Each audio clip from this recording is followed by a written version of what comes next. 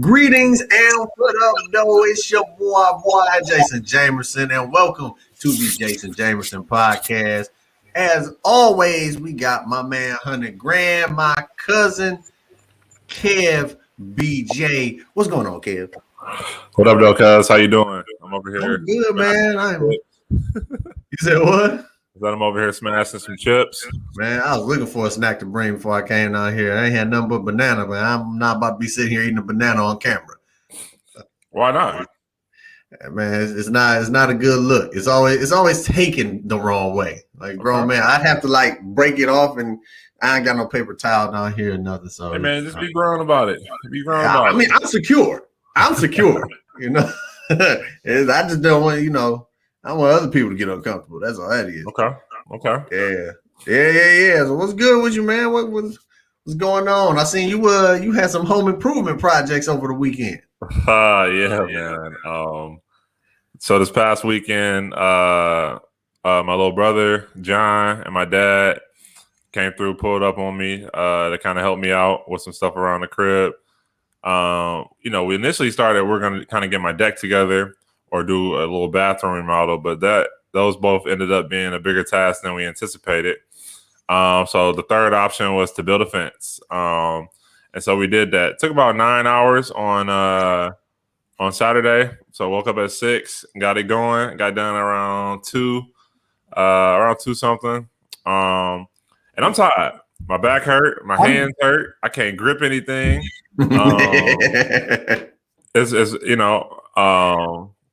It's been rough, but it was a good experience. It was fun. My dad, he does this for a living, so it was real fun to do those things. As a kid, he used to try to drag us to do those type of things, and I definitely shied away from it. I was even quoted as saying, "I'm gonna pay somebody to do this when I get older." And let me let you know, I did not pay anyone to build this thing. Man, when you find out how much that stuff costs for real, you be like, absolutely. How much would you charge if I helped? Like, yep. Man, that just. Hey, I'll tell you this much though. Like I said last time when I put my patio down, like I was outside yesterday. My dad came over, and he just randomly popped up on me, and I was telling him everything I want to do in my backyard. I want to make my fire pit a little bigger. I want to relay my patio, and then like my walkway going into the backyard, I want to redo that.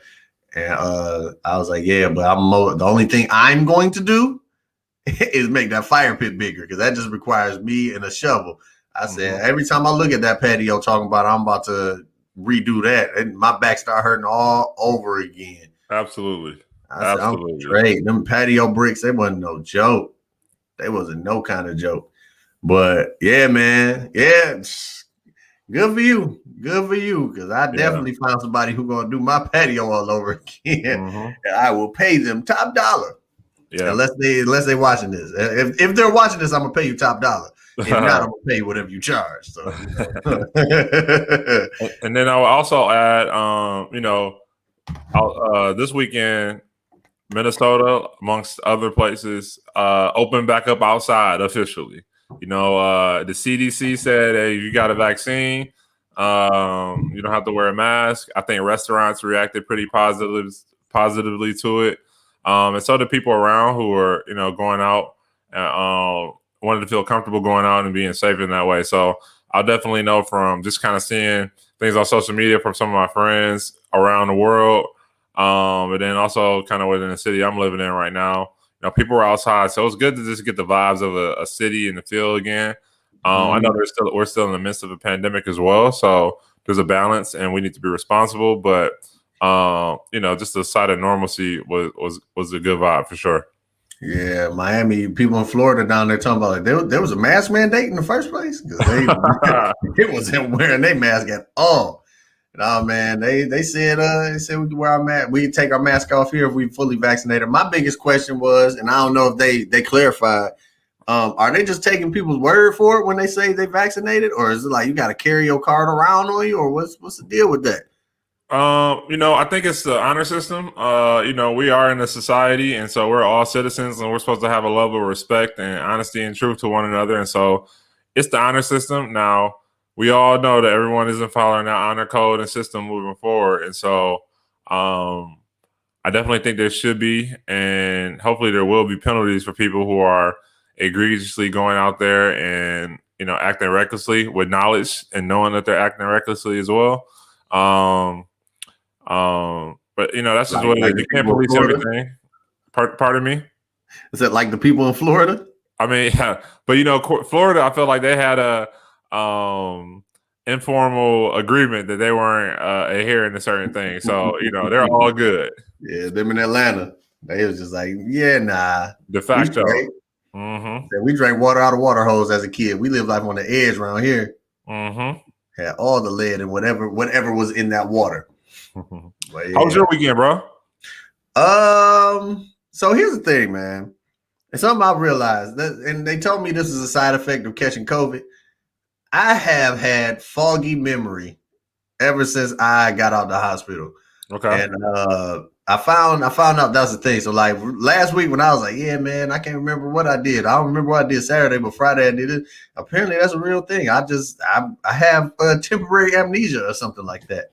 But my daughter was gone all weekend. So I actually, obviously, as you can see, I got my hair retwisted. I finally can see my scalp again. I got a little line up with my brother's house. My brother lined me up, you know what I'm saying? Yeah, man, I hadn't had my hair retwisted in like 2 months. So I was sitting there like I put my hair in a ponytail. It looked like one of them Davy Crockett hats. I said, yeah, nah, I need to get this fur ball off the top of my head. So I did that Saturday. What else I do Saturday? I was training people. I actually I've been getting back into working out. I've been getting back in the gym. And I realized my legs are still as strong as they were, but I get a little winded when I do legs. But my upper body strength, man, that junk is shot. Like me and my daughter probably do the same amount of push-ups right now. This is crazy. Like my warm-up weight, I did warm-up weight the other day, and I was like, got to 9, and I was like, like this ain't supposed to be this way. And so, the good, I've been up and down so many times that I'm not discouraged about any of it because, muscle memory, it all comes back. I know the game, I do this for a living, but it was just interesting to see how much I fell off in my upper body versus my lower body when I ain't been doing nothing but laying down. I would think my legs would lose some kind of strength, but I still got the strength of a ox in the legs, but the strength of a freaking baby lamb in the upper body. Okay. I would love to ask, what's your warm-up weight? 135. Okay. 135. And I was very embarrassed that once I got to 9, I started struggling. Yeah, it wasn't a good look. For me, it wasn't a good look. Okay. But the funny thing was, so I did 135, and I was just like, I got to at least see where I'm at. So then I went up to 185, and I only did like 4. I did 4, and really, as my muscles started fatiguing, it didn't even seem that heavy. It was just my muscles fatigued a little faster, which I was told also happens after you catch COVID. So I was telling one of my buddies about that. I ain't gonna say their name because I don't want to put them out there. I was like, yeah, man. I wasn't distraught, but I was frustrated. I was, man, I only hit 185, man. I hit it 4 times. He was like, man, you at your weakest point is me at my peak because that's the heaviest I ever lifted. I was like, dang, I'm still stronger than most people. That's crazy. Yeah, I would tend to agree with that. It's pretty relative. You said 135. I would probably be right now, not really doing much. I would be working out at the 135. That's my work. I'm working out. There was a day where I was probably a little higher, kind of where you are now. But those days are dead and gone and won't be coming back. Well, man, listen. Before COVID hit, I had the video to prove it. I hit 335 with no spot. Okay. I had no spot. Nobody watching me or nothing. It was just me living on the edge and said, if I die, I die. I hit 335. Not before COVID hit, before I caught COVID. So it was like the drop off happened so quick, like from 335. I mean, I know I was sick and everything, but I'm like, dude, like from going from 335 on the bench to 185, like, geez Louise, COVID can go on somewhere, man. That's why I hate the most. I care less about all the throwing up I did and the 30 pounds I lost, but I lost strength on the bench. Like, golly, that was crazy. Like, you mess with my lips, we got a problem. You know what I'm saying? But Yeah, nah. So I went to the gym. There's this older dude who always be there. And he always talked to me. He's an older black man. You know, I go to the gym out in Novi. For the people who don't know, Novi is predominantly Caucasian. And so I was out there. Every time he see me, he was like, "Oh man, young black man." He saw me back, 30 pounds heavier when I was before COVID. And the first time he seen me when I came back, he was like, "Dog, what happened to you? You used to be able to bust out your shirt. Now you actually fit your shirt." He was like, "You gotta get your shoulders back." He was like, "I don't know. Your shoulders are a little big. They may have to put you down if your shoulders get that big again." I said, "Cause my shoulders, like of all muscles, my shoulders is intimidating." He was like, "Yeah, man, ain't nobody gonna fight you with shoulders like that." That's real. I never knew shoulders were an intimidating muscle. Especially if you're a taller person and you got the shoulders, people, yeah, that's real. I agree. I never knew. I like arms, chest, but you see shoulders. I didn't know shoulders was the one. I mean, I get it if you talk about this part of your shoulder, that Brock Lesnar muscle. If you talk about that, because that's unnecessary. You don't need them that big now on a regular everyday basis. Like my dog, you do taxes. What you got traps for? Yeah, that's unnecessary. But like for me, I'm like, shoot, I'm a trainer. I'm supposed to look this big. But that man said they will put me down. They said they will shoot me because of my shoulders. Had nothing to do with the fact that I'm, anything else. My chest, arms, nothing. Just my shoulders. That was crazy to me. But yeah, no, I went to the gym. Like I said, I didn't have my daughter, so me and my wife spent some time together, and then went to my brother's house. Shoot. So last week I was supposed to get a dog. I don't know if I told you what happened to that. Wait. I thought the dog came through, right? Man. So this is a funny and sad story at the same time. So we had the opportunity to get a dog. It's a Connie Corso. It's a big dog. You know what I'm saying? It's a big dog. Oh, beautiful dog too. Oh yeah, most definitely. My brother had one. That was their selling point because it was a family that was moving to Atlanta. The dog was trained to obey basic commands, but not it wasn't trained enough to do like to just be like snap your fingers and the dog comes. So they moved to Atlanta. The house they moved to doesn't have a fence. They know that dog gonna go crazy if it see any kind of wildlife like squirrels or rabbits or something in the backyard, and dog may just vanish or whatever, right? So they said we got to sell this dog before we move. And my brother actually sent me the Facebook post where they were saying it. So I end up calling, inquiring. There's a whole nother family looking for it. I'm like, I bet. So I go. They say if that family don't work out, y'all can come, check it out. We can see what your offer is. I'm like, all right, whatever. So we go check it out. That family didn't pan out. We go check it out. Dog perfectly fine on Friday night. This is last Friday. Perfectly fine. Perfectly fine. Saturday comes. They say, hey, we're gonna bring the dog over there on Sunday so that y'all can, you can get used to it. The dog can get used to being in your house and everything and whatnot. I'm like, bet. So the dog comes over, and we noticed the back leg was kind of like straight. Like the dog's leg was a little more straight than usual. And we was like, wow. And he sat down. His leg was kind of cocked out when he sat down. So he was like, what's going on with his leg? It was like, oh, he probably just slept funny. Probably sat down on it funny or something like that. Because we didn't even see it till this morning. I'm like, all right, whatever. They was like, if you want, we can take it to the vet just to, just to check. I'm like, all right, cool. Y'all do that. Woke up the next morning. They're like, hey, they text me, say, hey, we woke up and the dog was dragging both of his back legs. So we rushed him to the emergency. Oh, wow. I'm like, all right, well, keep me posted. So they said he had some inflammation around his spine. They gave him some stuff, like some pills or whatever. They said tomorrow he's getting an x-ray and an MRI to see what was going on. I'm like, all right, bet. So Tuesday comes, and it was the next day in the evening, right after they did the MRI and stuff, got the results back. They was like, hey, we're sorry, but the vet said that the dog has a spinal infection and they have to euthanize him in the morning. Wow. Like that dog was perfectly fine on Friday. Now, this is where the part gets kind of funny to me. I told myself I'm not going to tell my daughter about the fact that we're not going to get the dog until after she's done with school on Wednesday. Because, they text me late on Tuesday night. But my daughter, right after phonics, decided she wanted to ask what's going on with the dog. She's like, is the dog okay? And I wasn't about to lie. So I was like, yeah, no, we can't get the dog. The dog has to stay with the vet. She started crying so hard and she ran to the other room crying and stuff. And me being the person I am, trying to be a good father, but also efficient with my time. I'm like, okay, I get it. You're upset, but you still got math and vocabulary left. So I need you to get back in here so we can finish up school so I can play some Madden before I go train some people. So I feel you. Priority. Yeah, it was very interesting that it happened that quickly. Like that dog was perfectly fine Friday, but by Tuesday night it was time for the dog to that dog gave up the ghost. The dog gave up the ghost. It was crazy. Real quick before we go into the next topic though, what was you about to say? I'm sorry to hear that, man.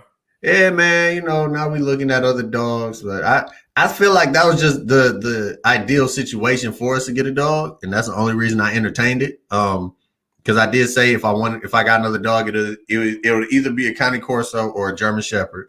And it was a Corso. They also had it. They was enrolled in training, so it was like still had training sessions we could take it to. They had already paid to get the ears clipped and the tail docked. They had already he was up to date on the shots. They had the little link collar so that you could, download the app to your phone. You could find the dog if it ever ran away or anything like that. They're going to give us the cage with them and everything. So it's like, it just seemed like a good deal because they wasn't charging a lot of money. And then, that happened. So I was like, oh, well, back to the drawing board. And my brother like, well, I can find a dog for you if you really want one. I was like, I think it was just the ideal situation. And that's why I jumped on it. But yeah, no, my daughter really wanted a dog. So I did say though, we get another dog because we had a dog in the past. And because they weren't used to having a dog and knowing what all it entailed, they wasn't ready for it. So we ended up having to give it away right when I started getting attached to it. Who's they? My wife and my daughter. Okay. I had plenty of dogs when I was younger. Yeah, plenty of my dog Freeway. And that was really the thing. My dog, when I was younger, when he died, I said, I don't want no more dogs. I said, I ain't never getting a dog again. But then my brother, John just wanted me to get a dog so bad. My brother John, he just wanted me to get a dog so bad that his friend's brother's dog had puppies. His dog was the puppies were a German Shepherd and Pit Bull mix. They had puppies and he was just giving them away for free because they got more puppies than they thought it would. So instead of sending me a picture of these puppies, because he knew I was going to say no, he sends a picture to my wife. Mm-hmm. And my wife is like, she sends a picture to me like, can we get one? And I'm like, who sent you this? She was like, John. I called him immediately. I said, I don't know what your game is. I don't know what your angle is, but I'm going to need you to stop with all this. And he was like, man, they free. So at that point, I was like, it's ideal. It's free. Might as well. But because I've had a dog before, I knew how to deal with a dog, treat a dog, take care of a dog. My wife did not have a dog before. So we took it to training, but we took it to like PetSmart for training. You know what I'm saying? So it's like, I don't know how effective their training was. But after a while, like I would go out, do comedy, come home. When I come home, I let the dog out, spend a little time with the dog, practice commands and stuff. Started feeling the dog. Because I told them when I got it, I said, this is your dog. Don't ask me to do nothing. I said, unless it's something like late at night or something like that, don't ask me to do nothing. Dog barking, you take care of it. But then I ended up starting taking care of it, started liking the dog. Dog started liking me, but the dog started nipping at them a little bit. And so I'm like, y'all got to practice. Y'all got to practice the commands. And they was like, yeah, nah, we just got to get rid of it. Because my daughter was like 3 at the time. So she was like, not trying to, they wasn't trying to deal with that. So I was just like, all right, if y'all get rid of this dog, the next dog we get is going to be my dog. Like, it's the dog that I want to get. And y'all just going to have to deal with it. So that's what ended up happening. Like, we got that Corso. Well, we was about to get that Corso. So now I'm just sitting here like, do I really want to get a dog right now and take care of it? Or was that just the situation? I think it was just the ideal situation. Personally, I think.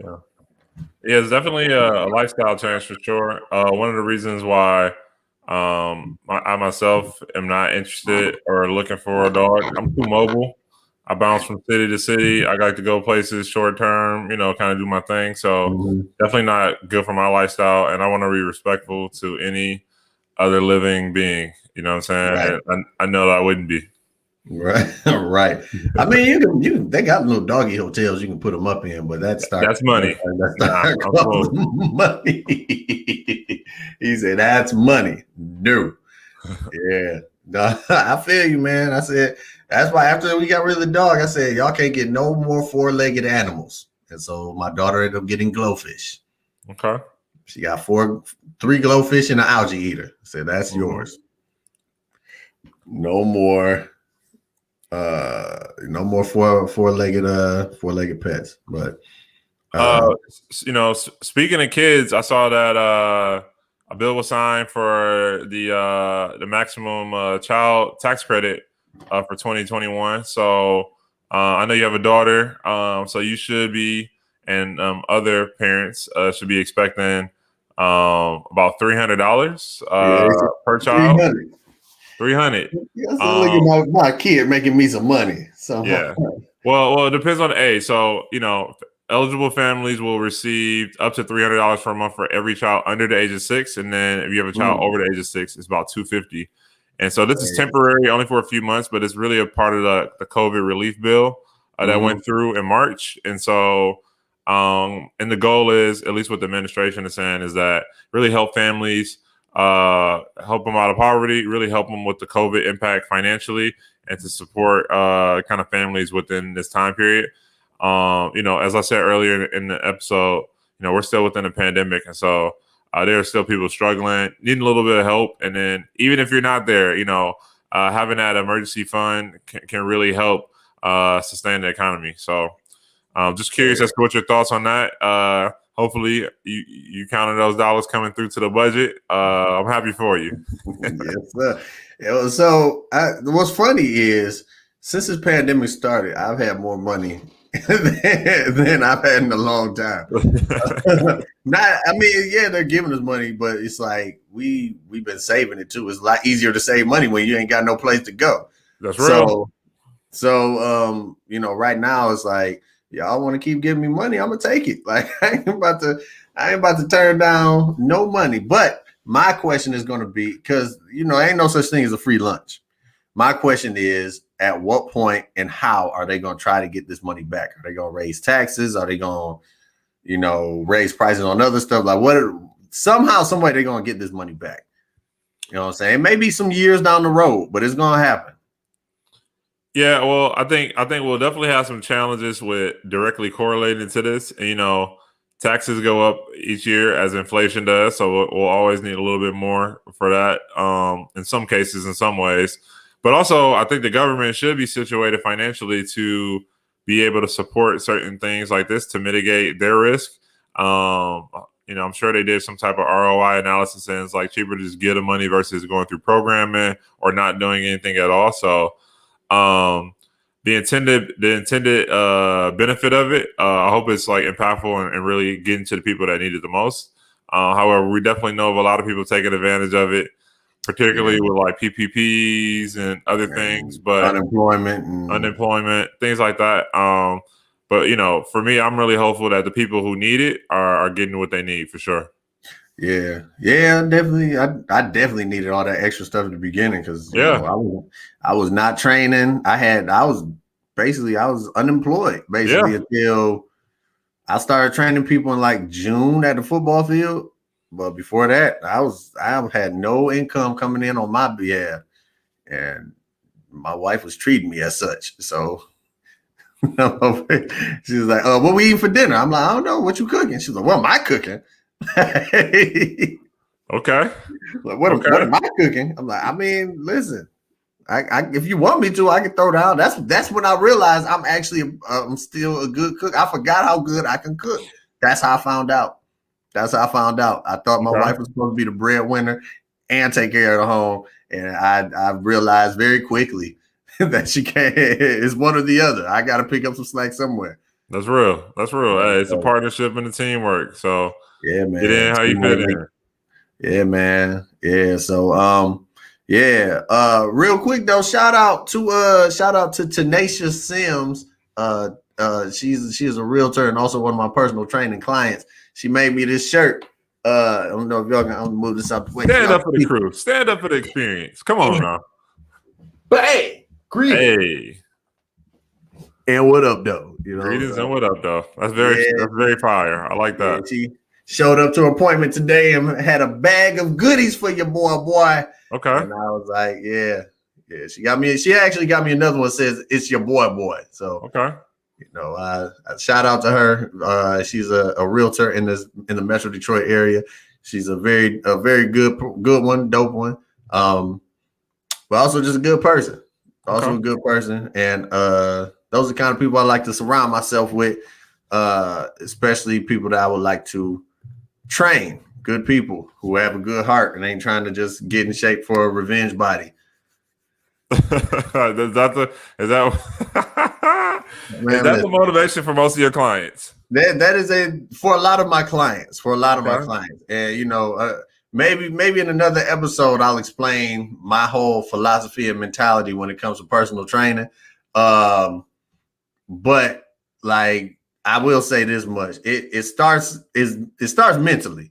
So if you have negative, if your reasons for starting to work out are somewhat, I want to say negative or very vengeful, it's not a real good reason. You're never going to be satisfied. I can guarantee you that. Okay. You will never be satisfied. Fitness wise, you'll never be satisfied. Other stuff in your life maybe, but it starts up here. If you ain't right up here, all you're gonna do is lose weight or get a different body, but you're gonna be the same person mentally, and that ain't a good look. But we'll talk about that on a different episode when I actually decide to dive into some fitness stuff. I don't like giving too much stuff away for free. You know what I'm saying? That's real. But I guess I have my free game episode. You can I'll give you some time to come up with some fitness questions or something like that. Maybe I'll have one of my fitness buddies on here I'm ready to help me answer them. You know what I'm saying? Yeah, that'd be dope. That'd be dope. I wanted to know as well, this weekend, were you able to watch any of the NBA as seasons came to conclusion? Play-in games start Tuesday, which is tomorrow. We'll go Wednesday. There's about 8 teams within that. The Hornets play the Pacers, Wizards play the Celtics, Warriors play the Lakers, and then the Spurs. The only game people really worried about. Hey, but the other ones matter as well. I guess they matter. The one they really want to see. So were you able to watch any of the games over the weekend? And then I didn't watch any of the games. Well, I always keep up on my Bleacher Report, but I didn't get to watch any of the games. I seen my man Steph Curry he played out of he wasn't on this planet all season. Like I can only imagine if Clay played the entire season where they would be in the standings, because Steph was otherworldly this year, and he won the scoring title. It just proved like this dude I know he silenced a lot of critics because they were saying that he kind of, he was able to do that because he was hiding behind Clay and KD and all these other people. But it was literally him and who else is on the team? Draymond, and is Andrew Wiggins still on that squad? Yeah, Andrew Wiggins. He's still on. He averaging like 4 points a game. Andrew Wiggins is a very athletic player. He doesn't, in my opinion, plays aren't called for him in the same way that they used to be previously and on other teams. But he can turn it on. When he turns it on, he's nice. Great player to have. Great all-around player. He gave me fits on 2K. I'll tell you that much. He gave me fits. I'm like, dog, nobody can jump that high. Like it was ridiculous. Yo, he can't. I saw a tip dunk he had last night, and he just the bounce is nice. Yeah, but so.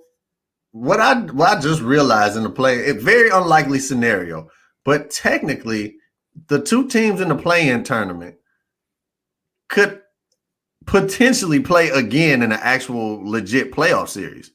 The two teams that get out of the play-in tournament. If very unlikely that the 7th and 8th seed make it to the finals, the conference finals. But I mean, they could play again in the first round. Yeah. Yeah, like they play in the first round. They get in there, so they play. Well, not the first round. I'm sorry, not the first round. Yeah, I know. They would have to be in the finals. In the finals, the conference finals. Yeah, very unlikely. Well, I mean, I don't even know if I can say very unlikely because the West they got some good teams. So like the Lakers playing whoever, the Lakers slid because they didn't have their full team, right? And then the Warriors are just, Clay came back, right? No, I don't believe he'll be reporting back. I don't think it's smart, especially given the history of Kevin Durant's injury before, and those type of things. It wouldn't And be the smart fact he to bring came back early and hurt himself again in the game.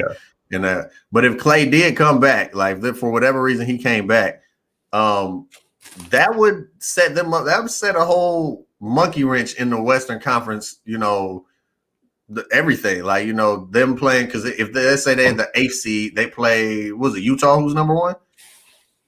Yeah, Utah's number 1, and number 2 is Phoenix. No. It's Phoenix number 3. Denver, right? Is it Denver?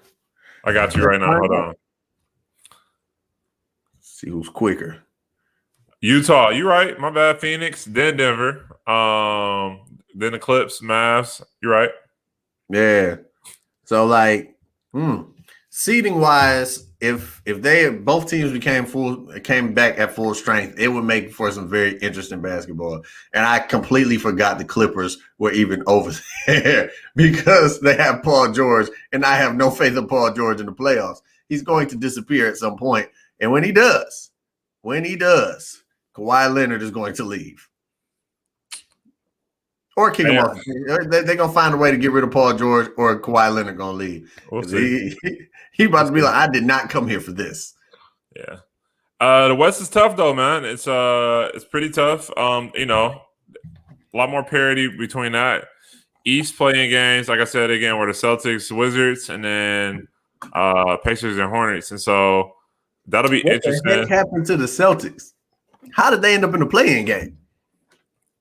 They slid. They started off strong, but that's what I said. That East is unpredictable. Injuries play a factor as well, and then I would say the momentum of other teams like the Heat, the Nets, kind of finally getting it together. The New York Knicks becoming a factor as well. I think those things played a part for sure. And so I also think that the Celtics were going through some synergies as well with the just kind of new leads within their team, and so. I think they're still a scary team for matchup wise. You've got some firepower for sure. Tatum and Brown ain't nothing to play with. And then didn't Brown get hurt though? Yeah. Maybe that's one of the reasons too. But I know Washington just came out of nowhere and snuck into the playing game. And I would not mind if they made it in the playoffs and disrupted some stuff. Mm-hmm. I honestly want Westbrook to get his. I think his people saying he passed stats. I think that is grossly disregarded. Like his what he does is grossly disregarded as a player because they say he padding his stats. But I'm like, you go out there and average a triple double. Nobody else has done it. So it's obviously a feat in itself. I'm not saying it's the best. Well, I mean, it has to be some sort of team ball because if you're getting at least 10 assists, you probably passing the ball at least 15 times because you ain't just pass 10 times and get an assist on every one. True. You know what I'm saying? So I think what he's doing, although people are applauding it, I think that is grossly underrated. I don't think he's a ball hog like a lot of people say.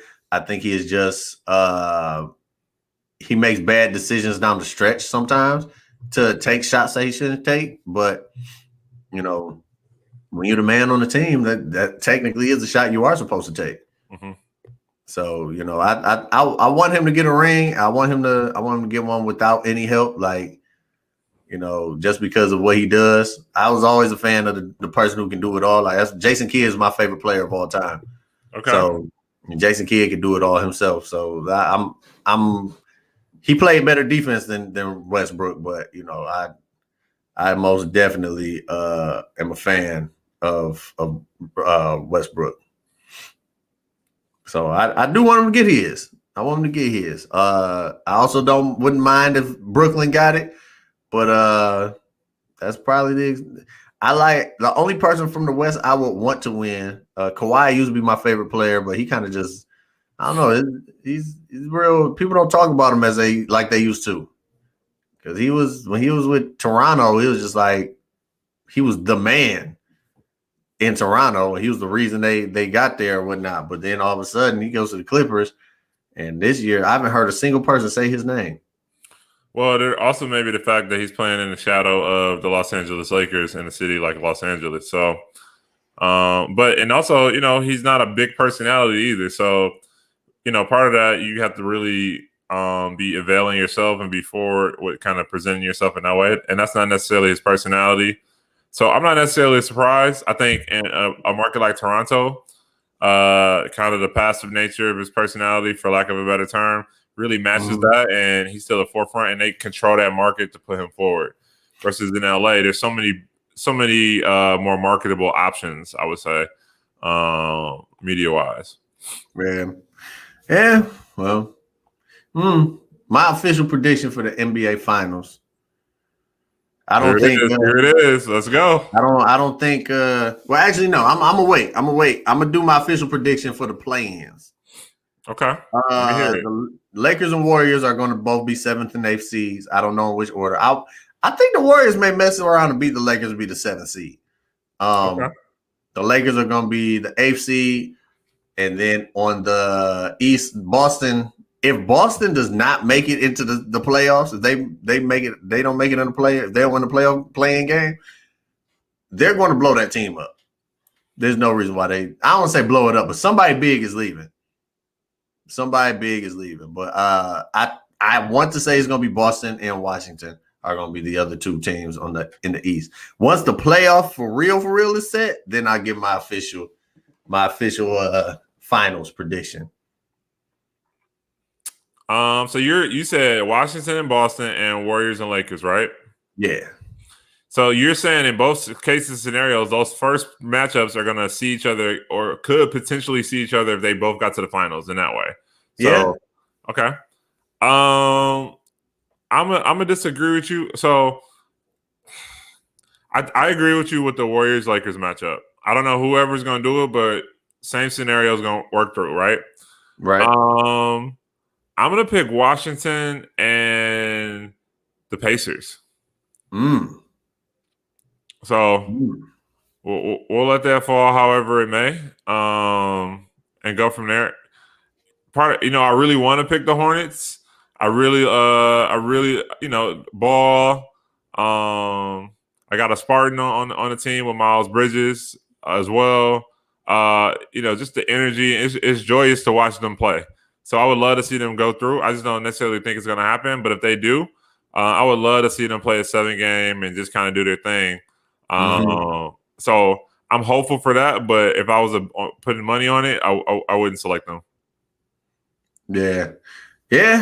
No, well, I haven't watched a single Hornets game all season. That's just been highlights for me. But that's just the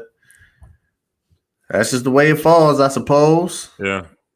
Speaking of games, what are your favorite? I know you play video games. You talked about Madden earlier. All day. Okay. Not all day. Okay. I play a lot. I don't. So you like Madden, but never played football before, at least that I know of. That you know of. I did some. I'm legit a football analyst though. I'm one of them. I'm like Mel Kiper. You know what I'm saying? Never played professionally, but I know everything about it, and I can tell you what's going to happen. Okay. The black Mel Kiper. So other than Madden, what else are your top kind of games historically? Give me your top 5, if you will. Top 5, Tekken is number 1. Which Tekken? You can't just say the whole series. All right, go ahead. I'm trying to think because Tekken is such the way the game is made is like the only difference for the most part after like a certain one was basically just the roster. So it's like other than that, it's like everybody, the game played basically the same. They just had different people in it. Like everybody had the same moves. Everybody's, different characters. There's some different characters. If I had to choose my favorite Tekken, nostalgia wise, just because me and my brother had a lot of real good fights in it, would probably be Tekken 4. But gameplay wise, would probably be the newest Tekken that's out right now. Okay. So Tekken is number one because I'm out of all the people you know personally, I guarantee you I'm in the top 3 best players of Tekken. I like Marvel vs. Capcom 2. It's just a fun game to play. I'm not the best at it, but it was fun. Mario Kart, specifically the one on GameCube, because that brought my entire family together. That got my dad downstairs playing the video game when Mario Kart on GameCube came out. Okay. What was that? 3? The first Metal Gear Solid. The first Metal Gear Solid was probably the first Metal Gear Solid, because they did so much different things on that game that a lot of people that I had never seen before. Like freaking, they had a boss you had to fight who was a psychic. He could read your mind, so every time you tried to shoot him, he would move. And then like the commander called you, and as soon as you paused it to hear him talk, he was like, unplug your controller and put it into the second player controller port, and then you won't be able to read your mind no more. So I did it, and then next thing you know, dude's like, I can't read your mind. And you can shoot him like, dude, how do you make this so intricate like that? So yeah, Metal Gear Solid 1, and I got one more, would probably be it's a tough one. If we go history, it had to be one of them Ninja Turtle games. Them games are so fun. Probably Turtles in Time. Okay. Turtles in Time. Honorable mention, Mega Man X4. Okay. Honorable mention. But I'd say Turtles in Time is we'll round it off. You know, I'm not surprised by Turtles in Time. Growing up, me and you had a lot of battles on that one. We were on the same team most of the time, but every now and then, maybe not so. I'll get at an honorable mention for myself as well. And I'm not surprised to hear the Tekken from you either. If I gave mine would be NBA 2K. Which one? Because they have changed a lot. That they have changed, but because it's the same game, it's just like pretty iterative, just based on like graphics and technology. I'm gonna just say the franchise as a whole. Now, my next one would be Grand Theft Auto, and I think the franchise is really good, but specifically Vice City. That was my favorite one. Vice City over San Andreas? Yeah, I think I like Vice City the most. San Andreas, the music, the Miami. I love San Andreas as well, but if I'm picking one, Vice City, the most nostalgia. When you talk about nostalgia, I have the most kind of with that one. I spent a lot of time. I was up all day, all night, kind of playing it, figuring it out. Bro, I have never beaten a Grand Theft Auto in my life.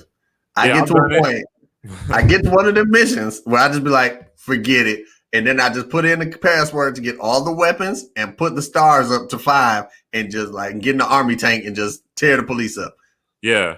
And I agree. So as that game has progressed, then your incentive to playing it through, at least for me, the way I like to play it now, I like to play in like the free mode where you kind of just doing whatever. You play a little missions, kind of hanging out. You're online. It's people doing those things, but you have to build yourself up to be able to do some things. And so it's fun to like get that going. But once you kind of have the money and the guns and all the cheat codes, you just out here wild, which I love. So I like the Grand Theft Auto 5 as well. I definitely play that. One that's growing on me, I'm gonna put it at number 5 is Call of Duty. My freshman year of college, my roommate used to play it all the time. I used to they used to just be in the room. I didn't understand it. I didn't play shooting games, whatever. A little bit of 007. You know what I'm saying? I might have to alter mine because I just remember 007 and Perfect Dark. Yep. But it's fun, especially now that you can especially during the pandemic, I was able to hang out with my friends, play, kind of get those things going. So I truly, truly enjoy what Call of Duty has kind of brought to me in those ways. I'm also going to throw Mario Kart in there. Mario Kart, man, if I had to pick one, it's probably the N64 one.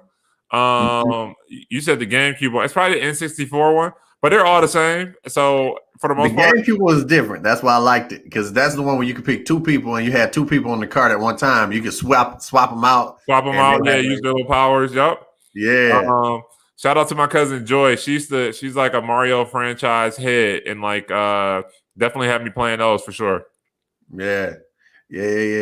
See, I have a lot of honorable mentions because I didn't even mention Super Smash Brothers, like you said, GoldenEye, like them wrestling games on N64, WCW versus NWO Revenge, No Mercy, freaking, it's a lot of them that we didn't even mention. But I think you know what, I'm anybody watching this after the fact or listening to it, I want you guys. What are your top 5 video games of all time? If you Top 5. answer top 5 video games of all time. If you're watching this and want to answer it, you can send DM me at the Jason Experience and let me know what your top 5 video games of all time are. If not, I'll probably make a Facebook status anyways, just to see what people say. And I would also add, if your games taste is more like Jason's, put Team Jason. If yours is more like Kevin's, put Team Kevin. I just want to see what the audience is feeling. So what would you consider your taste? I'm sports. I'm sports, racing, shooting, and adventure. That's kind of what I am for that. I'm not a big fighting person. It seems like you like the fighting games, especially person to person. Yeah. I would like to fight if it's in an adventure like Grand Theft Auto. I could whip you up, you know what I'm saying? Get in my car, I'm way out of there. You know what I'm saying? That's probably my style. Man, I'm fighting, adventure, and sports for the most part. Okay, fighting, adventure, sports. I do fun racing. I don't like Mario Kart, like where I can, I don't like they're all right, but like the actual racing simulator, like Need for Speeds and stuff like that. Yeah, well, running from the police is fun, but like those other like Gran Turismo and stuff, where it's like I don't like games that are a little too realistic. Like I was actually just talking to Devontae. Shout out Devontae. He's still working at Taco Bell. Shout out to Devontae. Yeah, he couldn't get off work at Taco Bell. We gotta have him in his 5 too. Yeah, they needed chalupas. But I was just talking to him earlier today about why I stopped playing 2K, and it's because I don't watch the NBA enough to actually know how to play 2K anymore, because they're trying to make it too realistic. You know what I'm saying? It's like I liked it when it was realistic, but it was still, I could still do stuff that's like, all right, there's no way you can do this in real life, and that's why I like video games. It's like, it's not so I can live out the fantasy. It's like, I would always play 2K. I would create a 6'2" shooting guard that was super athletic and just like jump out the building. Now, if you're a 6'2" shooting guard, you can only get a layup package. You know what I'm saying? The rim grades and dunks.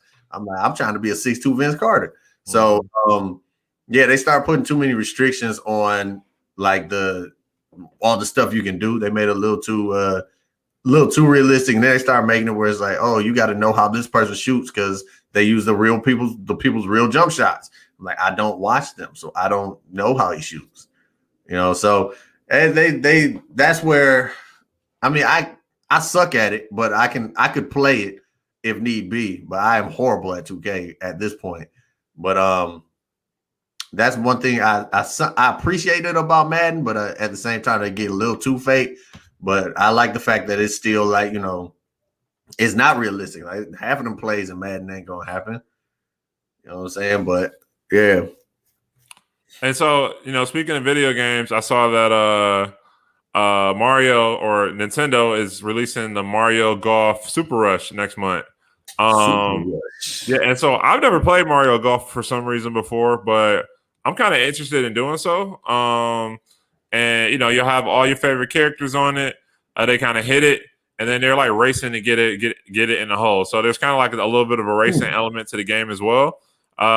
Speed golf, if you will, within it. And so, just like on a racing game, I can imagine all the characters having their own features, power, swing, finesse, all those different things.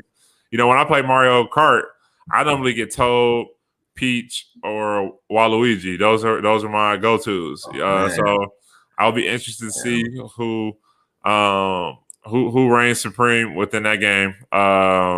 Might have to play with my cousin Joy, who I shouted out earlier, because she's definitely a Nintendo head. When you come back to town, man, we got Mario Kart on deck. So if you want to come through, June 10th, I'm there. On the Ninja. Oh, that's the same day my daughter finished school too. Oh, we in here. Come straight over. So as soon as she finished her last class, we putting the Switch on the big screen. Okay. Oh. You got a Switch? I got to get one of those. I'm trying to get a Yeah, PS5 well, or my daughter has a Switch. okay. So you got one. Right, exactly. So yeah, we got Mario Kart, Super Smash Brothers.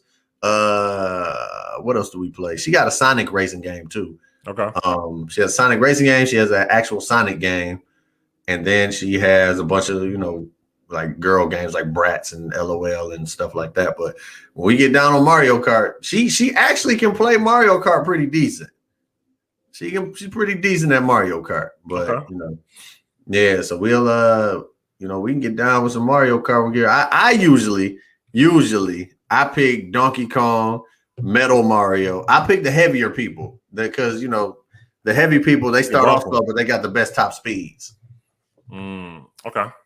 Whereas the lighter people start off super fast, but that's like as fast as they go. And then the medium people are just like right there in the middle. But like if you can drive pretty halfway decent, you pick Bowser or DK or somebody like that. Ultimately, you're going to end up going the fastest. Wait. I don't think I agree with that. I think that Toad and Peach have the fastest, but they don't have the most control, and they get bumped easily. I think it goes. I think that the heavier people have a good average speed, but they have like a better balance. We're gonna have to look this up. We're gonna have to look this up. I'm trying to tell you, bro. This is how they said they have the worst acceleration, but the best top speed. Whereas the lighter people like Toad and who else is a light person on the game? Well, on the newer ones, they got a lot of light people. But like Toad, they have the fastest acceleration, but once they get going, that's as fast as they go. Okay. And of course they get bumped. And then the medium people are just like they're just a happy medium. They got good control and everything. Okay. And look it up, man. Listen, man. I know my games a little something, so a little bit, man. I know my games a little bit. I may get some brain fog here and there, but one thing I don't forget about is my games. Okay. Yeah, you seem to be right. You know what I'm saying? So it's the speed acceleration. Your handling is low. Handling is higher with the higher speeds. Okay. Yeah. The problem is like, with all the turning and stuff, it's hard for you to get to your top speed with them heavy people. So like unless it's a level that got a lot of straightaways, you're never really gonna get to that top speed. So it's the average speed. Okay. That's interesting. Yeah. So it's like you gotta really know how to drive with them, like drift with the drift on the turns and stuff like that. That's how you do that. But yeah, man. Yeah.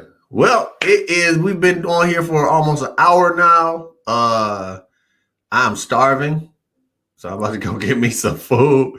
Kev, what you got going on? Where can people reach you at once again?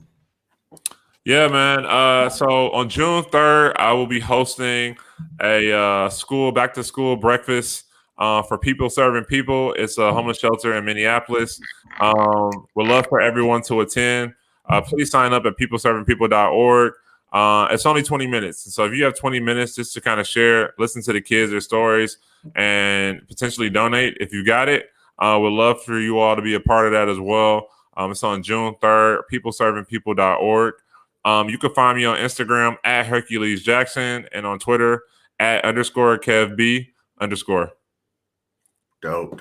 And you said that's gonna be a virtual event as well? It's a virtual back to school breakfast for kids in the People Serving People homeless shelter.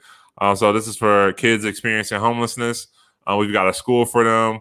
We got a curriculum for them. We'll be having summer activities and things like that. And so really just want to make sure they're supported throughout the pandemic, but also throughout the summer as resources and things haven't opened back up. Dope. That's real dope. Let me know if you need my help with anything. But if y'all watching this, you already know where to find me on Facebook and on YouTube. But if you wanted to find me on Instagram, you can find me at the Jason Experience, spelled just like the name under me and like the buff man in the corner, or right over Kev's head that I don't look like anymore because COVID stole my muscles. But yeah, I'm also on TikTok. I haven't posted on there in a minute, but yeah. But yeah, y'all take care of yourselves. Be good. One of these days, I'm gonna get a better intro than that little TikTok countdown. But we're gonna get something better one of these days.